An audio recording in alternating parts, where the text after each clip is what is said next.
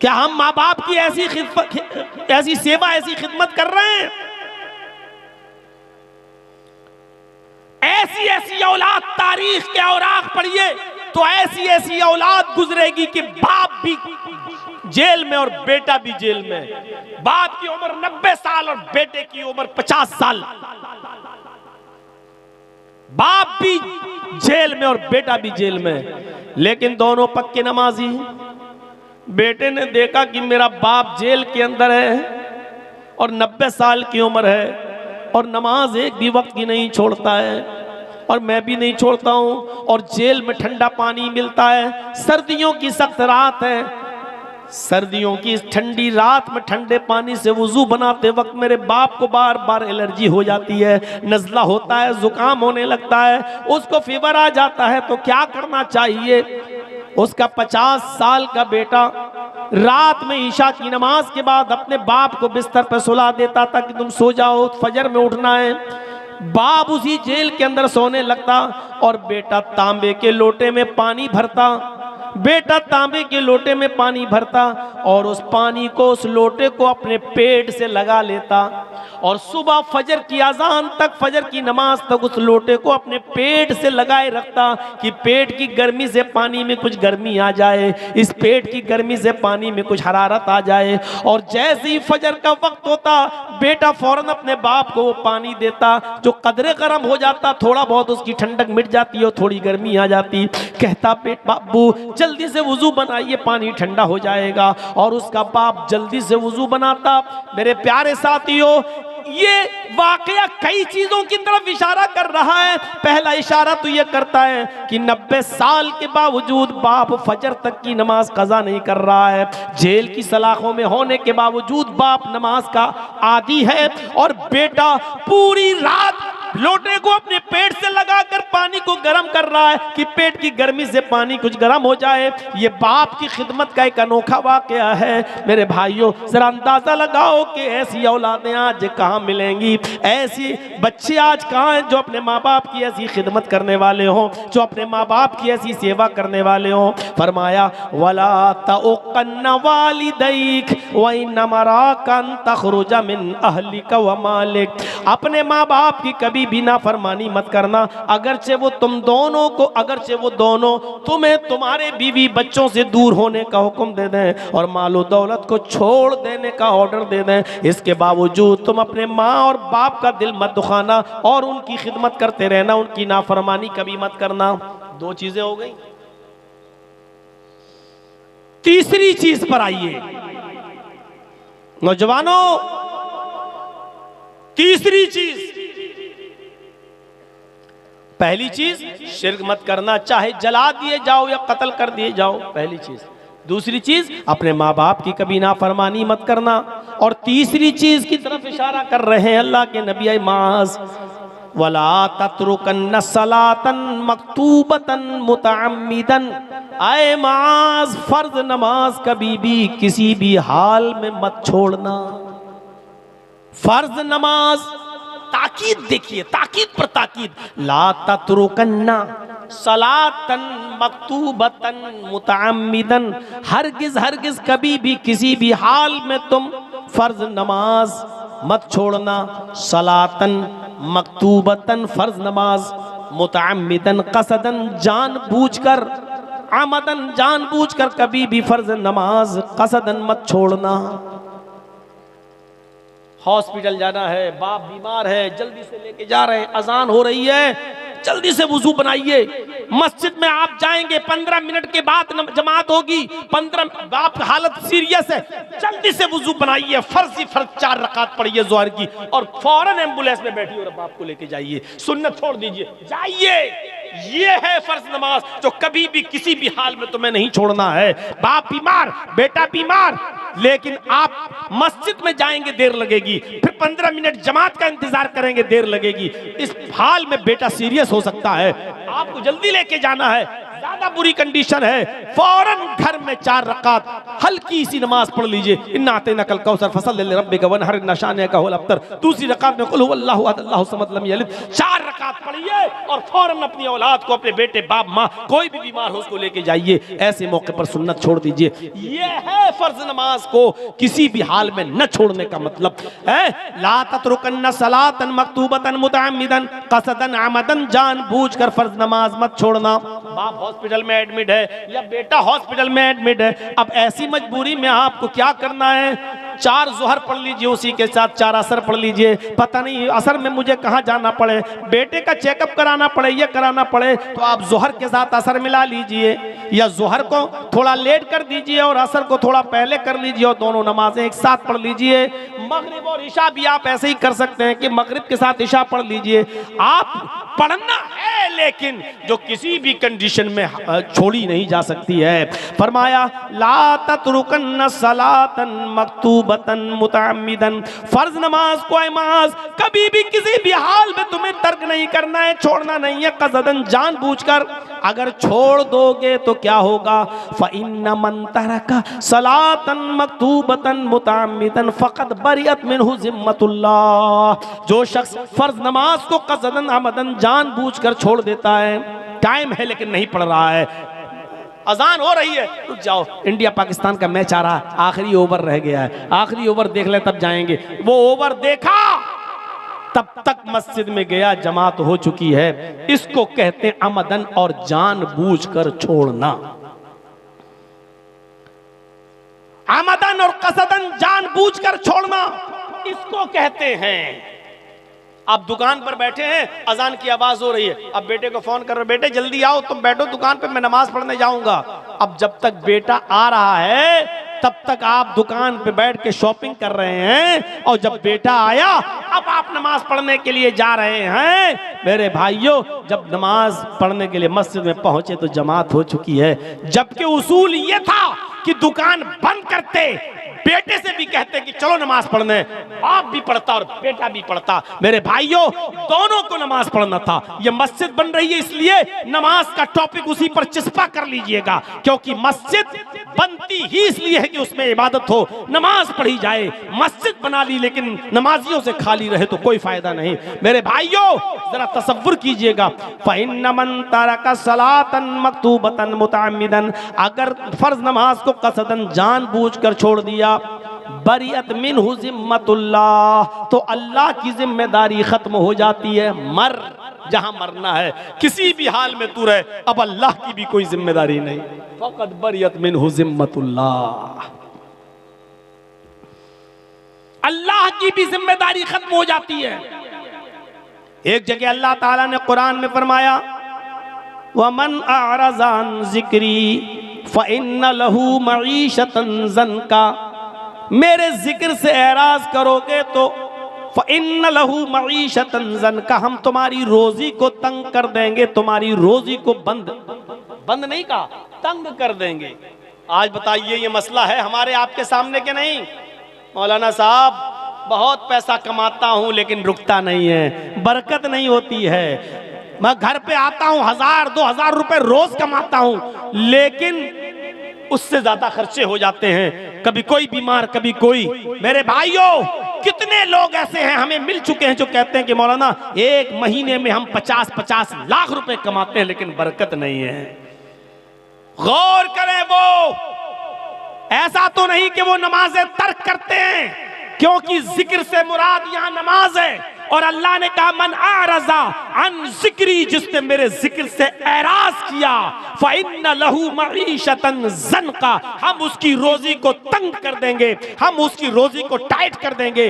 वो कमाएगा लेकिन बचेगा नहीं, वो कमाएगा लेकिन उससे ज्यादा उसके अपने घर के बच्चे और बीवी की बीमारी में खर्च कर देगा।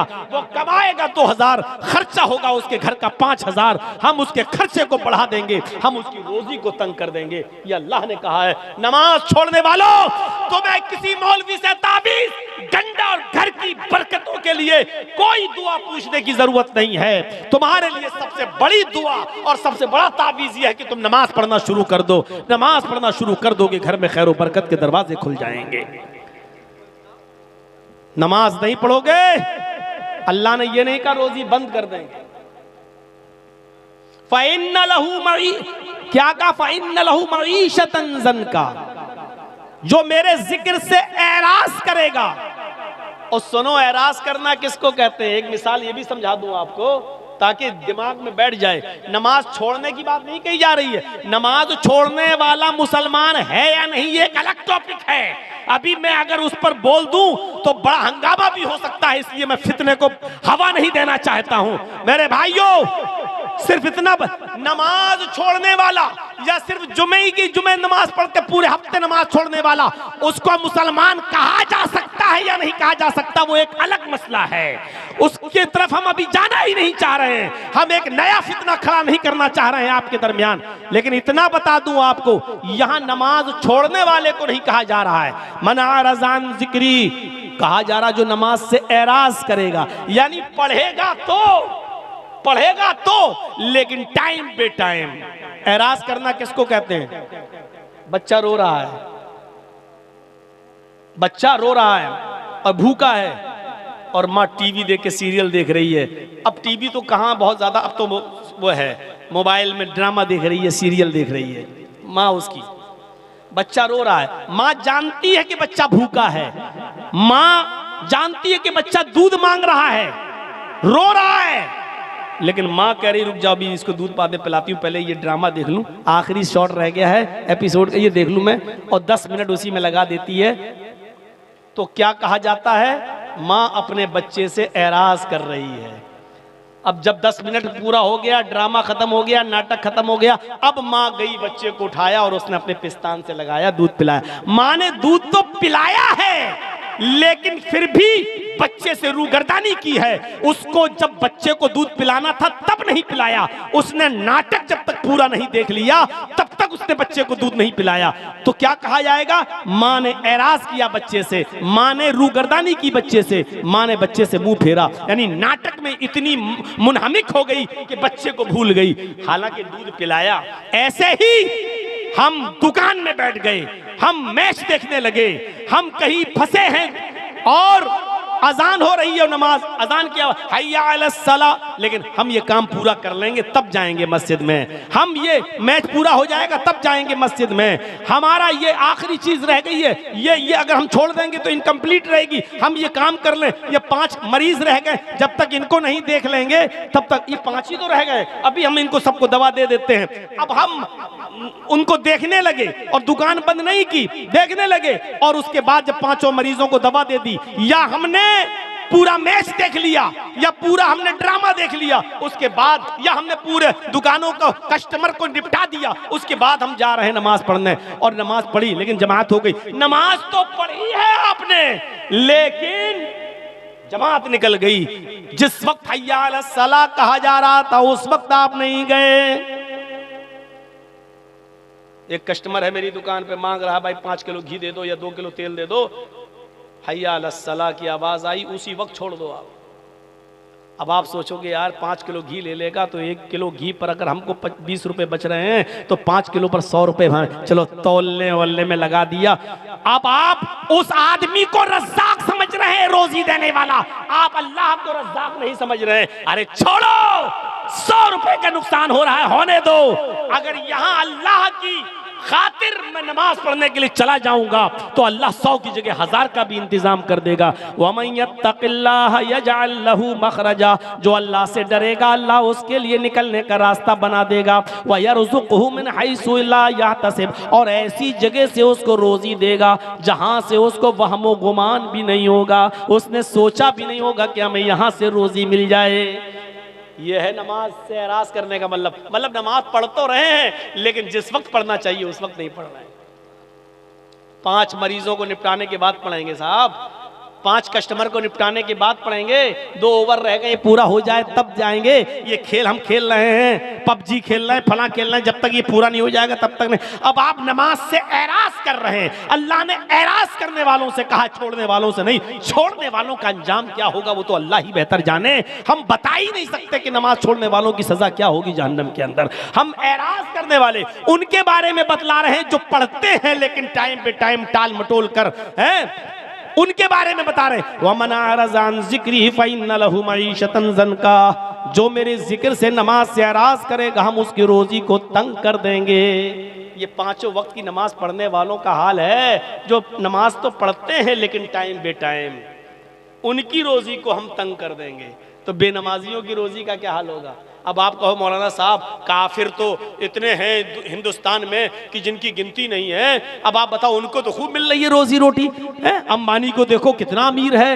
मेरे भाइयों, अल्लाह ने, अल्लाह के नबी ने इनके बारे में तो कह ही दिया है, अब दुनिया सिजनुल मोमिन, अरे दुनिया मोमिन के लिए जेल खाना है और दुनिया काफिरों के लिए जन्नत, व जन्नतुल काफिर, इन काफिरों के लिए दुनिया में ये सारी की सारी चीजें हैं, क्योंकि आखिरत में अल्लाह ने इनको सबको महरूम कर दिया है। वो आखिरत में तमाम नेमतों से महरूम है। तो काफिरों का हाल देखकर ये अंदाजा मत लगाओ कि ये भी तो नमाज नहीं पढ़ते, इनको तो खूब रोजी मिल रही है। अरे इनको इसलिए मिल रही है क्योंकि इनको आखिरत में कुछ नहीं मिलेगा, इनको जन्नत में इनका कोई हिस्सा नहीं है। तो मेरे भाइयों, इनकी मिसालें मत दिया कीजिए। जो बात भी मैं कह रहा हूं कुरान और हदीस के दायरे में कह रहा हूं, काफिरों की मिसाल मत दीजिए, अपनी मिसाल दीजिए। नमाज छोड़ने वालों के बारे में हम नहीं कह रहे हैं, उनके बारे में अल्लाह जाने और वो जाने। मेरे भाइयों, हम उनके बारे में कह रहे हैं जो नमाज तो पढ़ते हैं लेकिन अजान होते ही नहीं जाते हैं, बल्कि अपना काम निपटाने के बाद मस्जिद में जा रहे हैं नमाज पढ़ने के लिए। अजान इसलिए थोड़ी है कि अपना काम निपटा लो। अजान का मतलब हय्या अलस सलाह, आओ नमाज की तरफ, हय्या अलस सलाह, आओ अल्लाह की इबादत की तरफ, हय्या अलल फलाह, आओ कामयाबी की तरफ, आओ कामयाबी की तरफ, आओ फलाह बहबूदगी की तरफ। अगर तुम्हें अल्लाह की इबादत करना है तो कामयाबी मिलेगी। कामयाबी और फलाह बहबूदगी अल्लाह की इबादत और नमाज से जुड़ी हुई चीज है। नमाज पढ़ोगे तो कामयाब रहोगे, नमाज छोड़ोगे तो नाकाम रहोगे। इसलिए कोई भी मुल्ला, मौलवी, कठमुल्ला अगर ये कहता है कि मेरे पास चले जाओ, हम तुम्हारे घर में खैरो बरकत की और तुम्हारे दुकान में खैरो बरकत का ताबीज देते हैं, दुआ दे देते हैं, वो झूठा है, वो मक्कार है, वो फरेबी है, वो आपको धोखा दे रहा है। मेरे भाइयों, अगर दुआओं से रोजी रोटी की बरकतें होने लगे तो मोहम्मदुर रसूलुल्लाह कभी अपने पेट पे पत्थर नहीं बांधते, कभी 2-2 महीना नबी के घर में चूल्हा बंद नहीं होता। हजरत आयशा फरमाती है कि 2-2 महीने हमारे घर में चूल्हा नहीं जलता था। क्या अल्लाह के रसूल को दुआएं मालूम नहीं थी? ये कठमुल्ला तुम्हें ताबीज दे रहा है, 50 रुपए का और 51 रुपए का ले जाओ और तुम्हारे घर में खैर बरकत होगी। अरे तू अपने घर में खैर बरकत कर लेना। कुछ लोग रास्ते में तोते लेके बैठे रहते, भविष्य बताता है वो तोता पर्ची निकाल के, और खुद तोते वाले को मालूम नहीं कि मेरा भविष्य क्या है। तू बता, तू कब तक इस तोते से पर्चे निकलवाता रहेगा और लोगों से 5 रुपए और 10 रुपए भविष्य बताने का लेता रहेगा? अरे तेरे घर में बिल्डिंग कब बनेगी और तेरे घर पे 5 मंजिला इमारत कब तैयार होगी, वो तोते वाला भी नहीं जानता है। ये हाल आज कठमुल्लाओं का है। एक साहब गए, लड़का था नौजवान, कहने लगा मौलाना साहब दिल की बात है। अरे हम दिल का ही तो मामला हल करते हैं। का क्या बात है? कहाँ एक लड़की से प्यार हो चुका है, लड़की तैयार नहीं होती है, एक तरफा मोहब्बत है, शादी मेरी लड़की भी तैयार है लेकिन लड़की का बाप तैयार नहीं है। अरे क्या बात करते हो, ये ताबीज मैं दे रहा हूं, ले लो, गले में डालकर सीधे लड़की के बाप के सामने आ जाना। लड़की का बाप अपनी बेटी को लेके खुद तेरे घर पे आएगा, लेकिन तुम्हें बेटी का नाम लड़की का और लड़की के बाप का नाम बताना पड़ेगा क्योंकि ताबीज में लिखा जाता है। अब लड़का फंस गया बेचारा। अब बड़ी मुश्किल से बताया कि हाँ उसका नाम है मरियम। ठीक है, उसके बाप का नाम? बाप का नाम मत पूछो तो अच्छा है। नहीं साहब बताओ। तो उसने कहा कि वो आप ही की बेटी है, आप अपना नाम डाल दीजिएगा। कमीने, सुअर, उठाया जूता तो मेरी बेटी से हैं? भाई जब दीन का काम था, जायज काम था, तो ताबीज क्यों नहीं दे रहे? और जब अपना नाम सुना कि मेरी बेटी से ये प्यार कर रहा, तो तू जूता चप्पल उठा रहा है। इसका मतलब जो चीज तू अपने लिए पसंद नहीं कर रहा है, फिर दूसरों की बहन बेटी के लिए कैसे तू ताबीज दे रहा है? कहां की शरीयत है ये? कहां का मामला है? ऐसे पाखंडियों से होशियार रहना। घर की खैरो बरकत चाहते हो तो 5 वक्त की नमाज पढ़ोगे, और नमाज पढ़ोगे तो उसमें अपने आप ये दुआ मांगोगे। जब एक सजदा करके उठोगे ना, सुभान रब्बी अला, सुभान रब्बी अला, सुभान रब्बी अला, अल्लाहु अकबर। अब आप बैठे हो, दूसरा सजदा करोगे, दूसरे सजदे से पहले बैठकर क्या दुआ पढ़नी पड़ती है? 2 मरतबा पढ़िए, रब्बिग़फिरली, रब्बिग़फिरली। बहुत आसान है। और एक और दुआ आती है, वो दुआ भी बहुत से लोग पढ़ते हैं, अल्लाहुम्मा ग़फ़िरली वरहमनी वहदनी वआफ़िनी वरज़ुक़नी। क्या दुआ है? अल्लाहुम्मा ग़फ़िरली, अल्लाह मेरी मग़फ़िरत फरमा, वरहमनी मेरे ऊपर रहम फरमा, वहदनी मुझे हिदायत दे, वहदनी मुझे हिदायत दे, वआफ़िनी और मुझे सेहत व आफ़ियत नवाज, वरज़ुक़नी और मुझे रिज़्क़ हलाल अता फरमा। 5 वक्त की नमाज जब मुसलमान मस्जिद में आकर पढ़ेगा, और 5 वक्त की नमाज में एक रकात में 2 सजदे होते हैं, एक मरतबा उसको हर रकात में ये दुआ मांगना पड़ती है, वरज़ुक़नी मुझे रिज़्क़ अता फरमा। अगर उसने ज़ोहर की 10 रकात पढ़ी तो 10 मरतबा कहा वरज़ुक़नी। अगर उसने असर की 4 सुन्नत 4 फर्ज पढ़ी तो 8 मरतबा कहा वरज़ुक़नी। उसने मगरिब की 5 रकात पढ़ी तो 5 मरतबा कहा उसने वरज़ुक़नी। ईशा की कम से कम उसने 7 रकातें पढ़ी, 4 फर्ज 2 सुन्नत 1 वितर, तो 7 मरतबा उसने कहा वरज़ुक़नी। मेरे भाइयों गौर करो कि एक दिन में कितनी मरतबा वो अल्लाह से कह रहा है कि अल्लाह मुझे रिज़्क़ अता फरमा, अल्लाह मुझे बरकत वाला रिज़्क़ दे, अल्लाह मेरी रोजी रोटी में इजाफा दे, यानी अल्लाह मेरे कारोबार में बरकत अता फरमा। नमाज पढ़ोगे तो मिलेगी ये बरकत। तो ये तीसरी चीज थी, वला ततरुकन्ना सलातन मक्तूबतन मुतअम्मिदन फइन्न मन तरका सलातन मक्तूबतन मुतअम्मिदन फक़द बरियत मिन्हु ज़िम्मतुल्लाह। जो शख्स फर्ज नमाज को कसदन जानबूझकर छोड़ देता है, फक़द बरियत मिन्हु ज़िम्मतुल्लाह, तो अल्लाह की कोई जिम्मेदारी उसके ऊपर नहीं रहती है। नहीं मर्रा मरे, कटता है कटे। तो ये 3 चीजें मेरी आपके सामने। अब हर मुसलमान गौर करे कि वो शिर्क से कितना बचता है, माँ बाप का कितना बड़ा फरमा बरदार है, और नमाजों का कितना बड़ा पाबंद है। क्या इस्लाम के अंदर वो पूरे के पूरे दाखिल है या नहीं है? आइए जरा लगे हाथ चौथी चीज की तरफ भी इशारा कर देता हूं, और चौथी चीज भी बड़ी हसास चीज है, हमारे मुआशरे में नासूर की तरह फैली हुई है। अल्लाह के नबी सल्लल्लाहु अलैहि वसल्लम फरमाते हैं, ऐ माज चौथी चीज पर गौर करो, वला तशरबन्न खमरन फइन्नहु रासु कुल्ल फाहिशतिन। ऐ माज कभी भी किसी भी हाल में शराब मत पीना, इसलिए कि वो हर बुराई की जड़ है। हमारा नौजवान तबका गौर करे कि वो कितनी शराब पी रहा कि नहीं पी रहा है। और मेरे भाइयों माफ करना, बहुत ही मौजरत के साथ, हम शराब सिर्फ पीने वाली चीज ही को नहीं समझते हैं। शराब सिर्फ पीने वाली चीज ही नहीं होती है, हम हर नशे वाली चीज को उसमें शामिल समझते हैं। इसमें बीड़ी हो, सिगरेट हो, पान हो, गुटखा हो, तंबाकू हो, खैनी हो, हर इस चीज को मैं इसी चीज में शामिल मानता हूँ। इसलिए अल्लाह के नबी सल्लल्लाहु अलैहि वसल्लम ने इन तमाम चीजों के इस्तेमाल को हराम करार दिया है। अकरू मकरू ये दूसरे लोगों में होगा, हमारे यहाँ मकरू कोई चीज़ ही नहीं है। मेरे भाई जो इस्लाम में 2 ही चीज़ हैं, या तो हलाल है या हराम। अगर कोई चीज़ मकरू है तो इसका मतलब ये है कि दिल चाहे तो छोड़ दो, दिल चाहे तो पी लो। तो मेरे भाई जो इसका मतलब तो ये हुआ कि वो हलाल के ज़ुमरे में, हलाल के ज़ुमरे में। तो इसलिए ये कहना गलत है कि ये मकरू है, मकरू नहीं है।